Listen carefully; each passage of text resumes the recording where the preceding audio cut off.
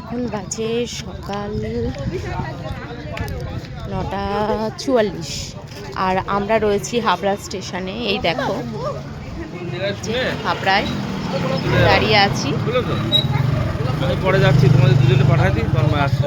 আর হচ্ছে আমরা এসছি এখানে মেয়েকে ডাক্তার দেখাতে। মেয়ের চোখের মানে চেক আপ ছিল 4 মাস পর, তো সেটাই দেখো। এখানে কত গোলাপ দেখো, আর এই যে মেয়ে আর বাবা দাঁড়িয়ে রয়েছে।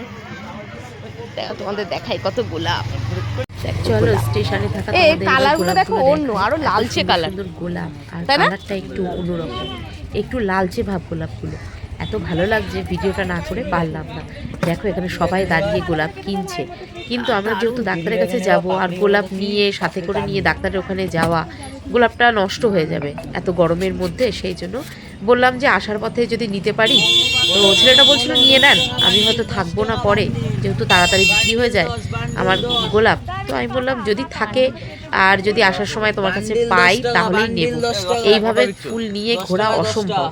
তো ছেলেটা সুন্দর গোলাপগুলো সুন্দর গুছিয়ে দিচ্ছিল, আর 1 টাকা পিস সুন্দর করে 10টা করে একটা করে প্যাকিং, মানে 10টা করে প্যাকিং করে দিচ্ছে, 10টা 10 টাকা দিয়ে সুন্দর। আর গোলাপগুলো ছোট ছোট, দেখতেও ভালো লাগছে, খুব সুন্দর লাগছে গোলাপগুলো, কিন্তু দুঃখের বিষয় নেওয়া হলো না।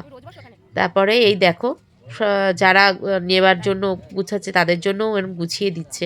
আর আমার সাথে ছেলেটা কথাও বলছিল যে ওরও নাকি ইউটিউব চ্যানেল আছে, প্লাস ইনস্টাগ্রাম চ্যানেল আছে, তো ওই সব ব্যাপারেই ও বলছিল। এবং হাবড়ার বড় বড় যারা ইউটিউবাররা রয়েছে, সেলিব্রিটিরা রয়েছে, তারাও এখানে ওর কাছ থেকে এসে ভিডিও করে বা ওর কাছ থেকে ফুল নেয়, তো সেই সব কথাই ও বলছিল। তা ওর সাথে কথা বলছিলাম, কথা বলতে বলতে চলে গেলাম, আমাদের চেনা পরিচিত একজন চলে আসলো, তার সাথে এসে চলে আসলাম ডাক্তারের কাছে।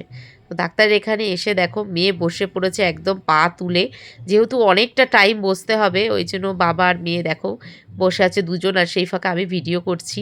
মেয়ে বলছে ফোনটা দাও, আমি একটু ফোনটা দেখি। আমি বলছি দাঁড়া আগে ভিডিওটা করি। আর এদিকে অনেক পেশেন্ট বসে আছে, তো সবাই চোখ দেখাতে এসছেন। ডাক্তারবাবুর এটা পুরনো বাড়ি, তো এখানে দেখে রবিবারে। আর হাবড়া অপটিক্যালে বসে উনি, শনিবারে বসে।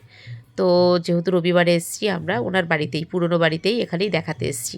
তো এই যে বসে আছি, আর বেশ অনেকটা সময় লাগছে। তারপরে আমি আবার মেয়ের পাশে গিয়ে বসলাম। তো এদিকে দেখো তারপরে আমরা চলে গেলাম ডাক্তার দেখাতে। তো দেখানোর পরে বেরিয়ে এসছি আমরা বাইরে।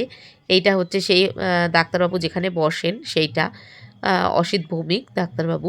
তো এখান থেকে আমরা বেরিয়ে যাব হাবড়া 2 নম্বর রেলগেট যেখানে, সেখানে প্রায় 1-1.5 ঘন্টা পরে আমরা ছাড়া পেলাম, মানে ডাক্তার দেখানো হলো। এই যে দুজন, পাওয়ার তো বেড়েছে, দুটো চোখেই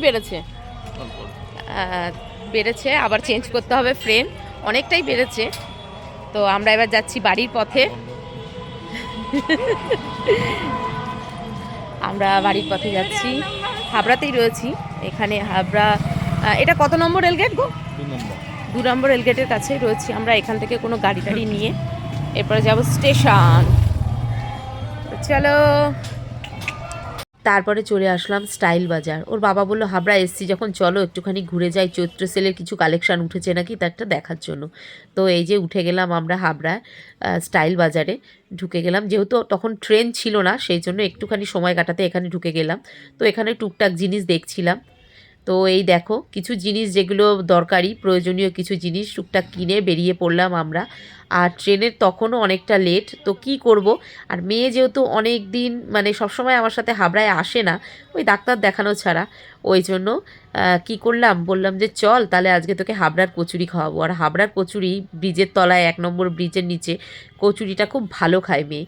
কিন্তু যখন আমরা নিয়ে যাই কচুরি, ও তখন একটু ঠান্ডা হয়ে যায় খায়, কিন্তু আজকে গরম গরম মানে কচুরি খেতে যে কতটা টেস্ট, ও তো যেরকম শিশোচ্ছে সেরকম গরমে হাঁপসাচ্ছে। আর এদিকে দেখো গরমও পড়েছে, আজকে রৌদ্র যা দিয়েছে মানে ঝলসে যাওয়া রৌদ্র। তো এদিকে আমরা কচুরি খেয়ে নিলাম, তখন ভিডিওটা করা হয়নি।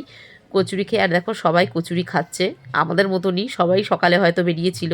আর তারপরে ওর বাবা বললো চলো কচুরি খাওয়া হলো, এবার একটু চা খাওয়া যাক। তো চা খেতে খেতে দেখো ভিডিওটা এখানেই শেষ করলাম। কেমন লাগলো অবশ্যই জানিও ভিডিওটা। আজকের মতন টাটা।